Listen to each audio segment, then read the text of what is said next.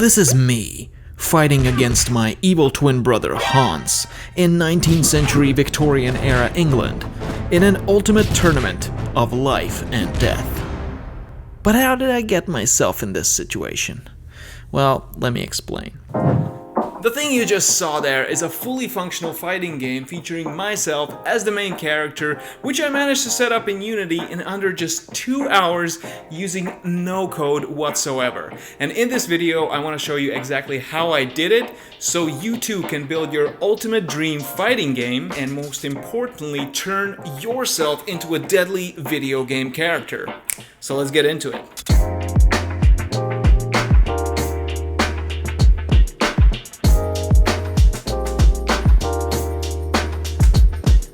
When I was growing up as a millennial, my first ever game console was the PlayStation 1. And one of the most exciting games on this console was a fighting game called Tekken, particularly Tekken 2 and Tekken 3. It featured such amazing characters like the Capoeira master Eddie Gordo, the Bruce Lee inspired Forrest Law, the ridiculous Johnny Bravo lookalike Paul Phoenix, and my absolute favorite, the leg throwing Taekwondo master Hwoarang. Hwoarang's kick-driven fight choreography was so freakishly impressive that as a little kid, I wished I could be like Hwoarang and throw kicks like it's the arms of the wacky inflatable tube man. Wacky waving inflatable arm flailing tube man. Back then, I wished I could develop a Tekken-style fighting game, put myself in the game, give myself some of those Hwoarang legs, and kick the frappuccino out of Paul Phoenix's face. Sadly, back then we did not have fully fledged game development frameworks to build our own games, and back then we did not have the technology to scan our full bodies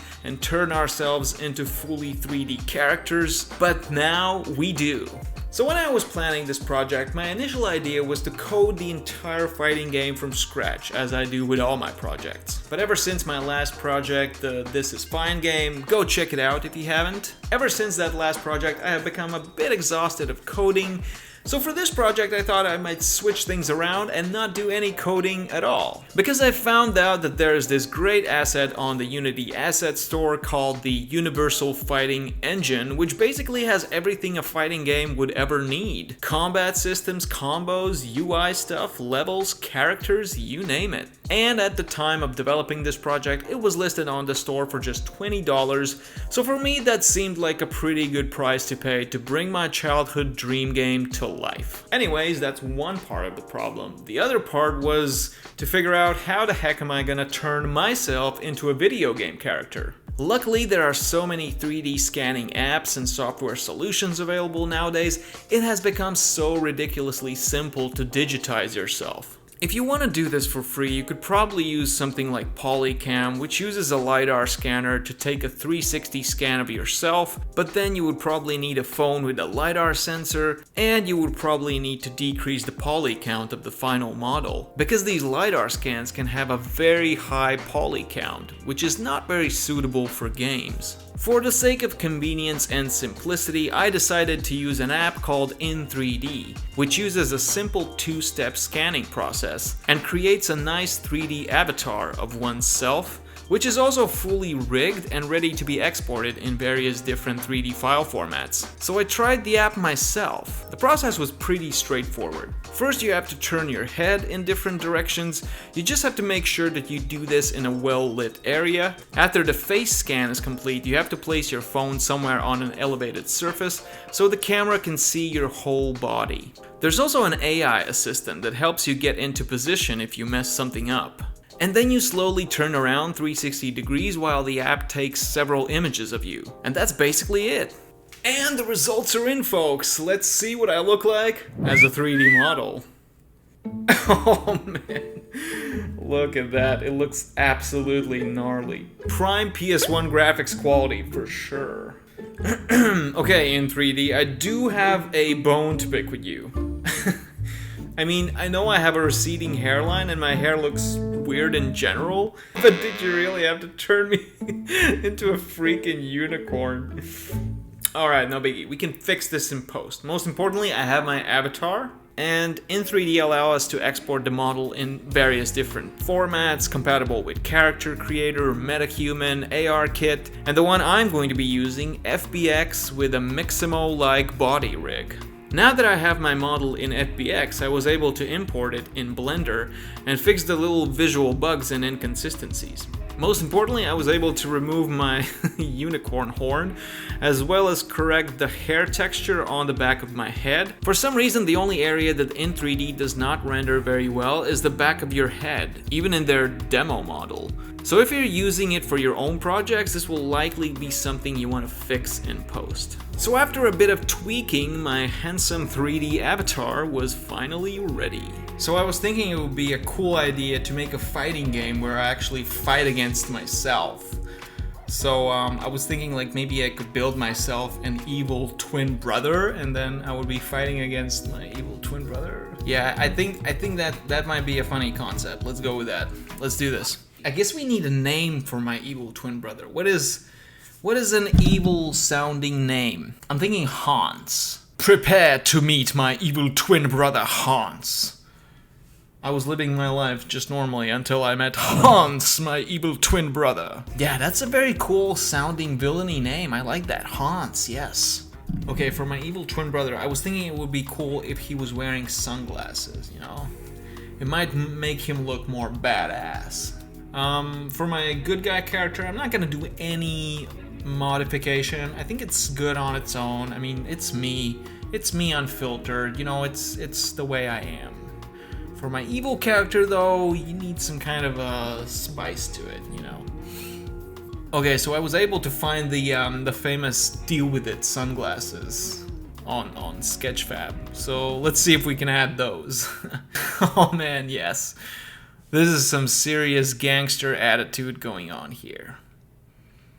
Yes, this looks very, very gangstery. Very, very gangstery. Okay, so I mean, in order to differentiate the model, I need to change the clothes.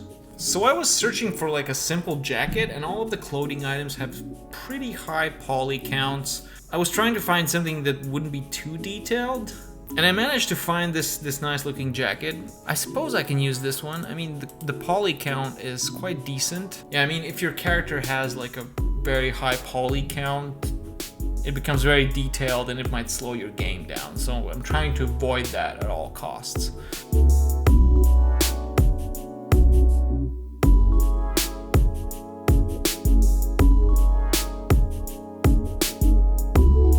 Alright, so I think the jacket looks pretty well. Yeah, it looks good. So how can we make him look more menacing? I'm thinking a mustache.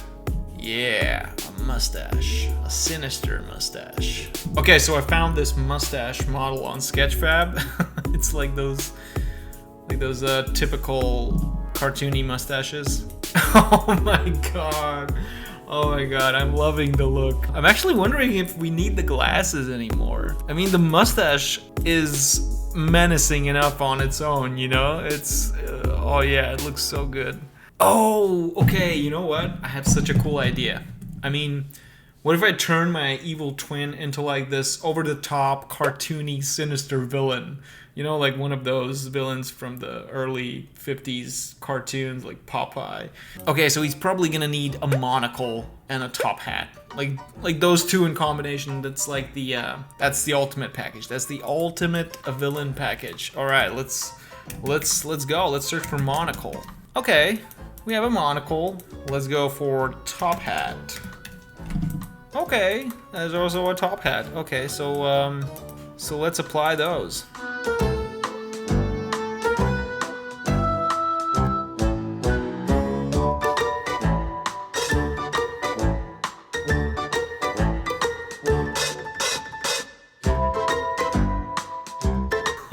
This looks so good. Oh, he looks like a true Victorian era style supervillain. I think this is it. This is gonna be the perfect villain for my fighting game. Okay, so I'm thinking since the villain is from the Victorian era, we should find some kind of a level design that would fit inside that narrative. So I'm wondering if we can find some proper old English style architectural buildings on Sketchfab.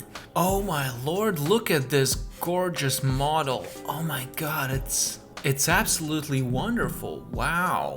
Wow, I can't believe this model is available for download. Wow, thank you.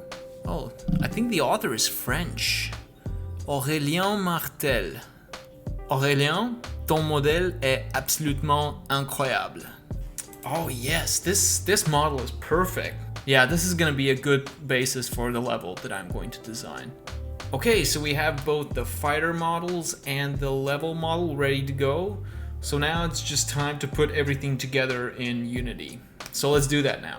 So as I stated at the beginning of the video, I did not have to do any coding whatsoever because I was able to set everything up using the Universal Fighting Engine. This asset makes it super easy to configure your entire fighting game using various configuration panels. The customization options that this engine offers is truly powerful. My only dissatisfaction with this asset is that they have compiled all their code as DLL binaries, which means that if I wanted to make some tweaks in the code, well, I can't, and that's a bit of a bummer, because I love coding. But I do understand that they want to protect their intellectual IP by packaging the library into binaries. But if you really wanted to access the source code, you can, however, do that by purchasing the source bundle, which costs $499. Which honestly is a bit too pricey for me for this project. But if you're someone who is serious about using this engine to produce a production-ready fighting game, maybe this is exactly the option you are looking for.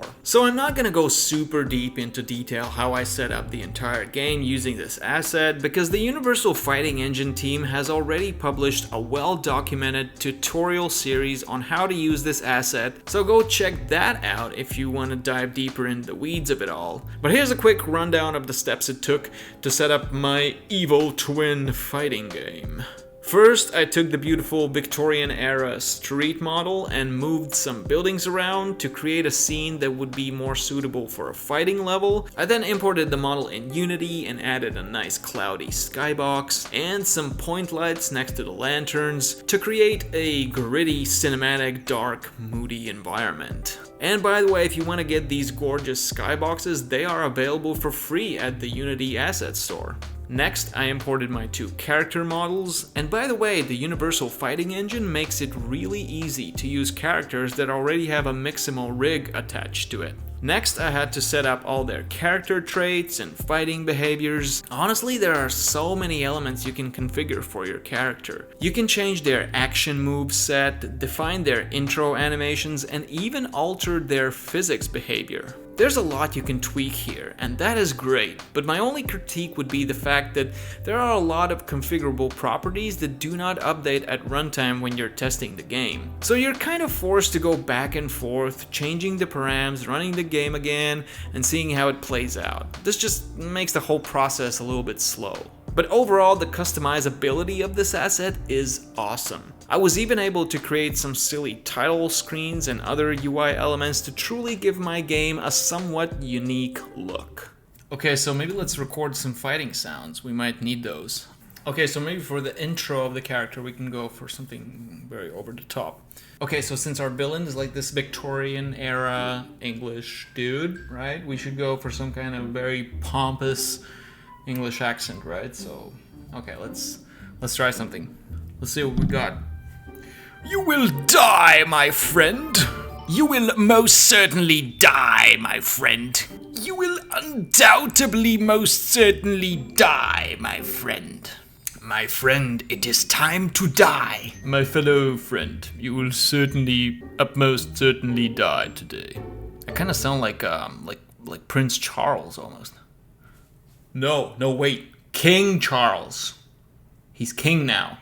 Sorry about that. King Charles. My fellow constituents. Yeah. No, I'm not that good at it. Oh man, I lost it. I lost it somewhere. Okay. Let's try this one more time. You will die, my friend. It has to be short, right? It doesn't have to be too much. My dear brother, you will die. Oh man, all these All these scratchy sounds really gets on your throat, you know? Okay, so the intro sound for the good guy, you know, me, we'll go something like, Hans, how dare you? You were my brother, Hans! Okay, I know, let's use some classics. Let's go for Star Wars Episode 3, right? You were the chosen one! You were my brother, Anakin! Let's channel my inner Obi-Wan Kenobi. You were my brother, Hans! You were my brother, Hans! You betrayed me, Hans! You were my brother, Hans! Yeah, I think that's good. Okay, another thing we need for our fighting game is some grunting fighting sounds. You know, those always get you. Those are the ones that add the spice to your game. Okay, so let's try those.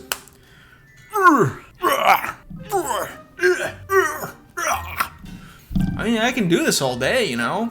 You could almost like sell like a sound pack full of grunting sounds. Easy money, you know?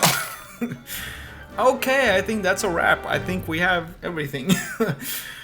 Okay, let's add those sounds to the characters in Unity and let's see if they actually work. 2 hours later. And so 2 hours later, my game is finally ready. So without further ado, I present to you the ultimate evil twin fight tournament extravaganza, the Victorian era battle royale, working title, all rights pending. So let's check it out.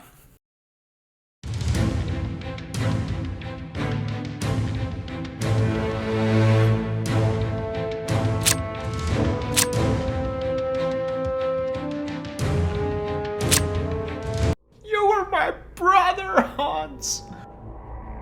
My dear brother, you will die! Round 1. Fight!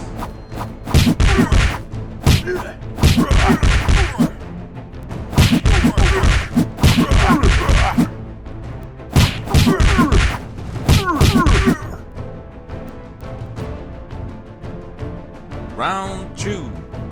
Fight!